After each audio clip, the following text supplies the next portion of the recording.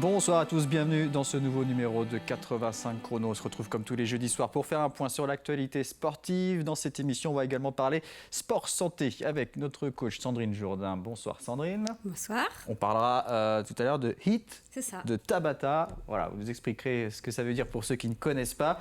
Mais avant cela, on va s'intéresser à l'actu basket puisque les playoffs de Ligue féminine ont débuté. Les quarts de finale allaient. Enfin, 3 quarts de finale aller ont pu se jouer mardi soir, avec notamment l'équipe de La Roche-sur-Yon qui a terminé 6e de la saison régulière, qui recevait Basketland 3e. C'était à la Halle des Sports des Oudéry. Un premier carton largement dominé par Basketland qui mène de 16 points après 10 minutes de jeu, 31-15, Basketland en bleu. Mais les Landaises doivent continuer le match sans Céline Dumerc, blessée. Le RVBC va revenir progressivement dans le match et ne compte plus que 10 points de retard à la mi-temps, 51-41 pour Basketland.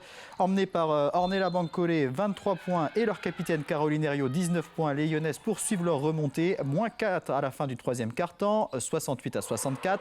Et malgré un rendement inhabituel de Tiffany Clark qui ne totalise que 4 points sur cette rencontre, le RVBC réussit à égaliser à 73 partout. Basketland termine un peu mieux le match et s'impose finalement sur le score de 85-82. Seulement 3 points d'écart qui laissent à l'équipe de Manu Body un espoir de réaliser l'exploit lors du match retour samedi à 17h à Mont-de-Marsan. On écoute les réactions des deux coachs. Déjà il y a la victoire, donc ça c'est positif. Après, comme on l'avait dit, courte, on ne savait pas trop comment on allait rentrer dans ce match-là. Voilà, ça fait 4 semaines qu'on n'a pas joué, donc c'était compliqué. On a eu un Caps qui s'est blessé dans le premier quart-temps, ça ne nous fait pas du bien. Voilà, après voilà, c'était un match serré, mais on ne s'attendait pas à autre chose. On ne s'attendait pas à prendre un second départ, comme je l'ai dit, on savait qu'on allait être en manque de rythme, donc tant mieux. On fait un bon début de match qui nous permet d'être un peu confortable, entre guillemets. On voit à la fin que ça nous a fait du bien. C'est surtout défensivement où on est un peu en dessous de nos standards. Offensivement, on trouve des solutions, mais il faut qu'on soit un peu meilleur, pas laisser Bancolé ou Herriot nous mettre autant de points. Voilà, on souffre un peu sur ces choses-là, on fait des erreurs. Voilà, des problèmes de concentration aussi, je pense, à un moment donné, mais rien de surprenant. On fait un début de match un petit peu compliqué parce que je pense que c'est elle qui avait le rythme et c'est elle qui avait l'adresse. Et donc on part tout de suite à moins 17, je crois, de mémoire. Et donc c'est ça qui nous met un petit peu dedans, parce qu'après derrière les trois cartons d'après sont juste géniaux, parce que on revient quand même de moins 17 pour venir à égalité. Donc on gagne les 3 derniers cartons, donc c'est ça qu'il faut retenir. C'est que vraiment à la fin du premier carton, on réagit vraiment bien, et je pense que voilà, on fait jeu égal et on rivalise avec Basketland sur les 3 derniers cartons. Et c'est carrément jouable. Le fait de faire moins 3 ici, c'est vraiment, ça nous laisse rêver pour le match retour, de pouvoir faire la perf et puis surtout de bien démarrer. C'est ce que j'ai dit aux filles. Il faut absolument qu'on soit bien dans le début de match pour pouvoir tout de suite prendre si on peut prendre le devant dès le début de match, c'est là où tu vas commencer à les inquiéter, quoi. Tiff va être revancharde, ça c'est sûr. Et puis après derrière, les petites ont fait un match exceptionnel. Donc l'un dans l'autre, tu sais, tu fais la contre-perf de Tiff, mais tu fais une grosse perf de la part des jeux extérieurs. Donc ce qui serait bien, c'est d'avoir Tiff et puis de jeu extérieur avec une aussi belle adresse.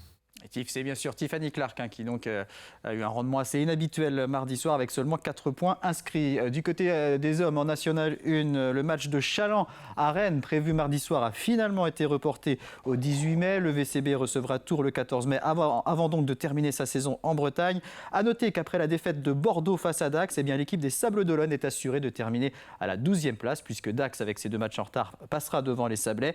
Une 12e place synonyme de maintien sportif, ce qui était l'objectif des Sablais. Et à noter que selon Bibasket, le nouvel entraîneur des Sables sera Makan Diomassi, ancien international français.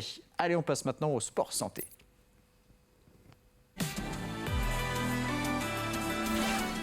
Sandrine, on va parler de HIIT. De HIIT, c'est ça. Expliquez-nous de quoi il s'agit. Alors, le HIIT, c'est le High Intensity Interval Training, avec un super accent anglais, n'est-ce pas ? Donc, c'est un outil qui est assez facile à mettre en place. On entend de plus en plus parler de ça en ce moment. Il y a plusieurs façons de procéder avec le HIIT. Il y a tout ce qui est workout, Tabata, on parle aussi de WOD en CrossFit. Et tout ça, c'est l'intérêt, en fait, ça va être de travailler rapidement, mais avec une intensité qui va être assez élevée. Donc, ce qui différencie les différents types de travail, ça va être va être le temps de travail et la récupération. Pourquoi le HIIT? Ça va permettre d'améliorer les capacités aérobie, anaérobie, et puis surtout travailler dans des intensités qui vont être assez élevées. On voit ici que en fait, l'intensité, elle est traduite en mètres, et les mètres, donc ça va de 1 à 18 mètres.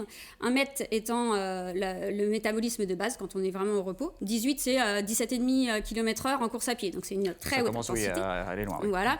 Et donc, plus l'intensité va être élevée, et plus on va gagner en mètres et diminuer le risque de décès, en fait. Donc, c'est important. Hein. Quand on gagne 1 mètre, on baisse de 15% le risque de décès.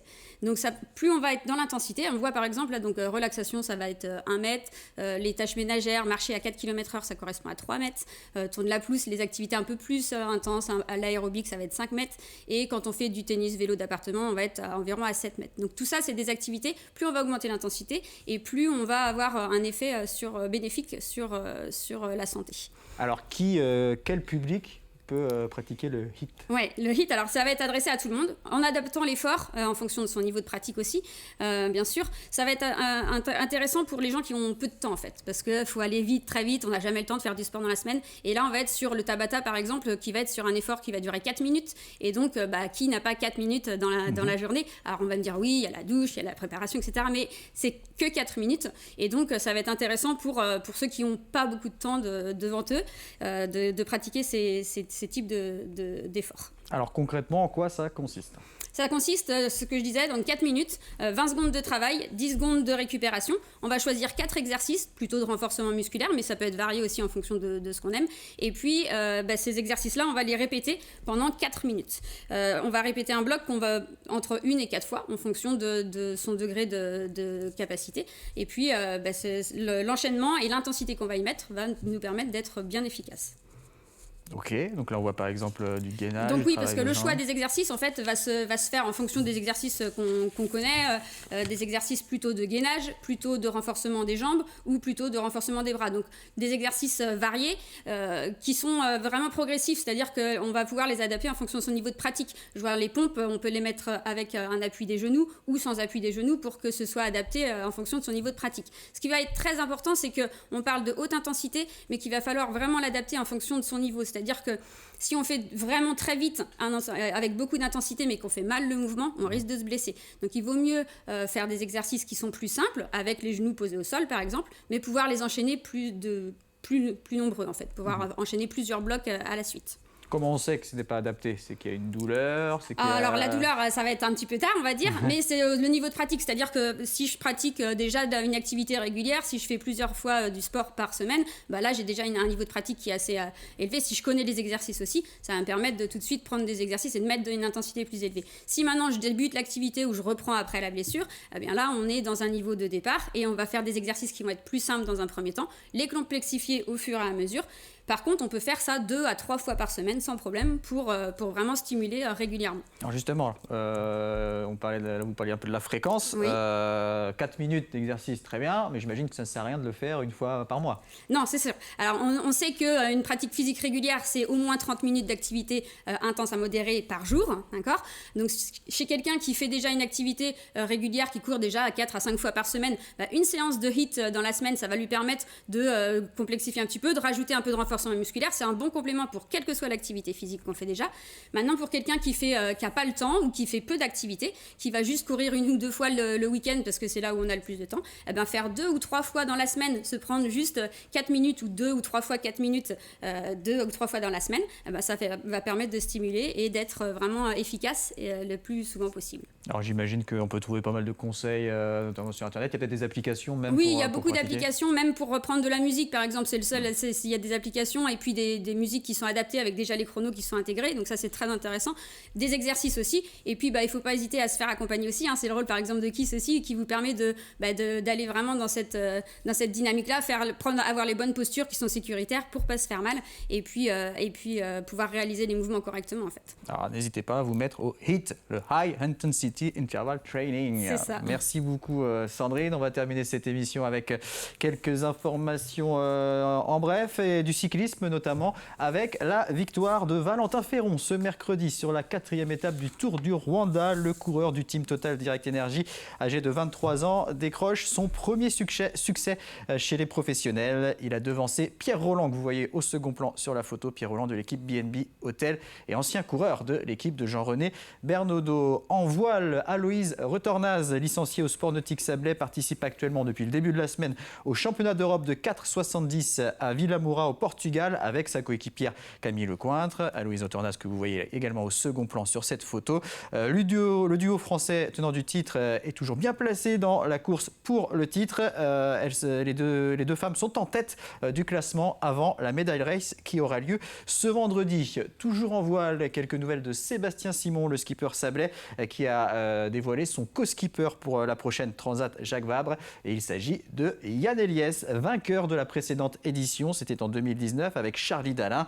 Et à noter que ce sera la dernière course de Sébastien Simon sous les couleurs d'Arkea Paprec, qui va poursuivre l'aventure en voile, mais avec un autre skipper. Et donc Sébastien Simon va devoir trouver un autre sponsor pour la suite de sa carrière. Et un dernier mot de voile, ça concerne Jérémy Bayou, qui poursuit l'aventure avec Charal jusqu'en 2026. Et la construction d'un nouveau bateau a été lancée. Il s'agira d'un plan manoir, nouvelle IMOCA qui devrait être mise à l'eau en juin 2022. Sam Manoir qui avait notamment dessiné l'Occitane en Provence d'Armel Tripon, qui est devenu Bureau Vallée 3 avec Louis Burton. Voilà pour l'essentiel de l'info sportive. Merci beaucoup de nous avoir suivis. Merci Sandrine. De rien. À bientôt pour Palais Sport Santé. Et on se retrouve lundi pour une nouvelle émission de 85 chrono. Très bonne fin de semaine et bon week-end à toutes et à tous.